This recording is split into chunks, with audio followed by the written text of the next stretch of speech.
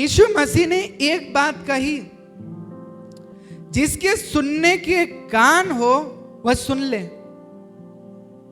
जिसके सुनने के कान हो वह सुन ले। जानते यीशु क्यों बोल रहे हैं ऐसा? शुरुआत में जब परमेश्वर ने इस संपूर्ण पृथ्वी को बनाया, पहला दिन दिन और रात बनाया, दूसरे दिन और कुछ चीज बनाई, तीसरे दिन और कुछ चीज, ऐसे 6 दिन तक परमेश्वर बनाते गए। आप जानते हैं परमेश्वर बोलते हैं पहाड़ ऐसा हो जाए तो वो ऐसा हो गया। पानी को बोला नीचे का जल नीचे, ऊपर का जल ऊपर, वो वैसा हो गया। किसी पत्थर को बोला वहां ऐसा तो वहीं ऐसा हो गया। 2 चीजें हैं, एक तो निर्जीव चीज और एक जीवित चीज। पेड़ जो है वो जीवित चीज है, मछली जो है वो जीवित चीज है। आप जानते हो जब परमेश्वर संपूर्ण सृष्टि की रचना कर रहे थे, वो जीवित चीज भी उनका शब्द सुन के वर्क कर रही थी और निर्जीव चीज भी ओबे कर रही थी, वो भी सुन रही थी। वे नदी का पानी जो बह रहा था, वो बहता हुआ पानी जिसमें जान नहीं है, वो भी सुन रहा था और प्रभु की आज्ञा को मान रहा था। राइट? वो पेड़ जीवित है, वो भी सुन रहा है। पत्थर है, वे पत्थर भी सुन रहा है। बट हम जो इंसान है ना, जिसको परमेश्वर ने अपने स्वरूप और समानता में बनाया, वो उसकी नहीं सुनते, वो उसको ओबे नहीं करते। ये आज सबसे शर्म की बात है हम इंसानों के लिए।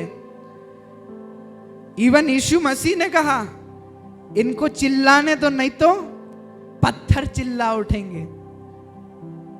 निर्जीव चीजें भी परमेश्वर का शब्द सुन के उसकी आज्ञा को मानती है। और हम कौन हैं? हम उसके स्वरूप और समानता में बनाए गए। फल खाने के बाद एक की समानता में हो गए और हम उसकी नहीं सुनते। क्यों? क्योंकि हम उसके समानता में, स्वरूप में, तो हमने अपने आप को ईश्वर समझ लिया। तो हम फिर अपना पैटर्न डिसाइड करने लगे। हालेलुया। फिर हम अपने पैटर्न से काम करने लगे। प्रभु हमको आशीष दे दो तो हम चर्च आएंगे, देन फायर को रिसीव करेंगे, फिर हम अपना हृदय प्रभु आपको देंगे। There is no healing.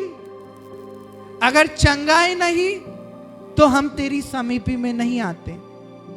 नहीं, परमेश्वर के काम करने का एक तरीका है। आप परमेश्वर की दया को देखिए, यीशु मसीह का स्वभाव देखिए। यीशु की मृत्यु के टाइम पे सिर्फ पर्दा फटा था। परमेश्वर ने उधर किधर भी फायर नहीं भेजी, वो पिन्तेकुस्त के दिन के लिए रखी।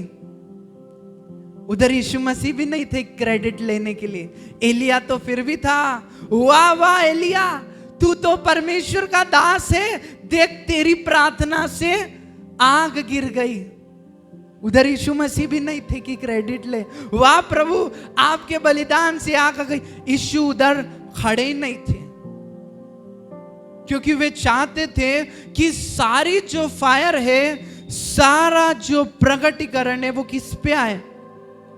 हम लोगों पे आए।